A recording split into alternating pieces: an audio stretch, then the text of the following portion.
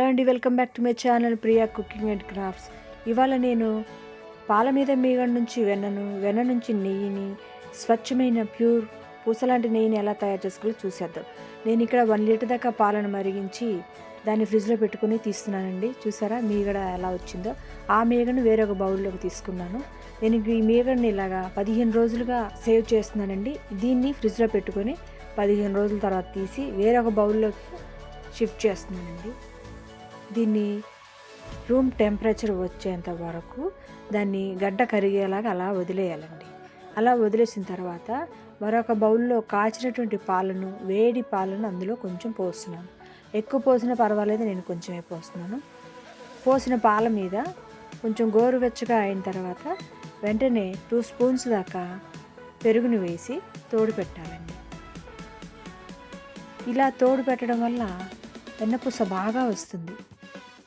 ఇది నైట్ తోడు వేస్తే ఎర్లీ మార్నింగ్ కల్లా పెరుగులాగా ఫామ్ అవుతుంది.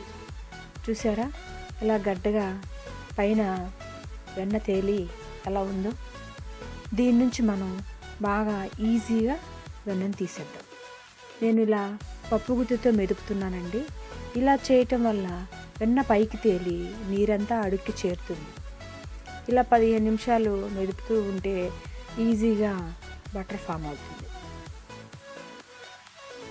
ఈ ఫామ్ అయిన బటర్ను కూల్ వాటర్ పోస్తే బటర్ అంతా పైకి తేలుతుంది, కింద వాటర్ మిగిలిపోతుంది. అంతగా కావాలంటే ఫ్రిడ్జ్లో పెట్టుకుంటే కూడా బటర్ అంతా పైన మిగిలిపోతుంది. ఆ పైన ఉన్నటువంటి బటర్ను వేరొక మంచి వాటర్లో వేసి బాగా వాష్ చేసుకోవాలండి. ఇలా వాష్ చేయటం వల్ల నెయ్యి కానీ వెన్న కానీ స్మెల్ రాకుండా చాన్నాళ్ళు నిల్వ ఉంటుంది. కాబట్టి ఇలాగ నేను 2 టైమ్స్ వాష్ చేస్తాను. ఈ మజ్జిగను కరివేపాకు మొక్కకు పోసినా కానీ మంచిగా ఎదుగుతుందండి. చూసారా బటర్ని అంతా చేతితో కలిగి పెడుతూ స్మెల్ రాకుండా వాటర్లో అంతా సపరేట్ చేస్తూ మళ్ళీ వేరే ఒక బౌల్లోకి షిఫ్ట్ చేద్దాం. ఈజీ ప్రాసెస్ అండి. చేస్తూ ఉంటే ఎంత ఆనందం కలుగుతుందో ఈ పనిలో. ఈ బటర్ని అంతా మరొకసారి వాష్ చేసుకున్నాను. ఇలా 2 టైమ్స్ వాష్ చేయటం వల్ల వెన్న కానీ బటర్ కానీ నెయ్యి కానీ అన్నీ ఫ్రెష్గా ఉండి చాన్నాళ్ళు నిల్వ ఉంటాయి.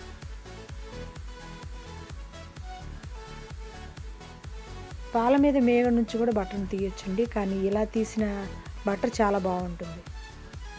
ఈ బటర్ని అంతా నీట్గా వాష్ చేసుకొని స్టవ్ వెలిగించి మీడియం ఫ్లేమ్లో పెట్టి దీన్ని బాగా కాచుకోవాలండి. మొత్తాన్నంతా కలుపుతూ 10 నిమిషాలకు ఒకసారి చూసుకుంటూ ఉండాలండి. స్పూన్ వీడియోలో చూపిస్తున్న విధంగా పెడితే నెయ్యి పొంగకుండా ఉంటుంది. నేను ఇక్కడ చిన్న 2 తమలపాకులను కూడా వేసానండి. తమలపాకులు కాకపోయినా మెంతులైనా, కరివేపాకైనా, లవంగాయలైనా మీ ఇష్టం అండి. ఏది వేసినా నెయ్యి స్మెల్ రాకుండా మంచి స్మెల్ రావాలంటే ఇవన్నీ వీటిలో ఏదో ఒకటి వేస్తే బాగుంటుంది. బాగా మరిగించాలండి. మధ్యలో తీసేస్తే పచ్చివాసన వస్తుంది, నెయ్యి చాన్నాళ్ళు నిల్వ ఉండదు. అంతేనండి, స్వచ్ఛమైన పూసలాంటి నెయ్యి ఇంట్లోనే ఈజీగా తయారు చేసుకోవచ్చు. Please like, share and subscribe to my channel Priya cooking and craft. పక్కనున్న బెల్ గంట కొట్టడం అస్సలు మర్చిపోకండి. Thank you for watching.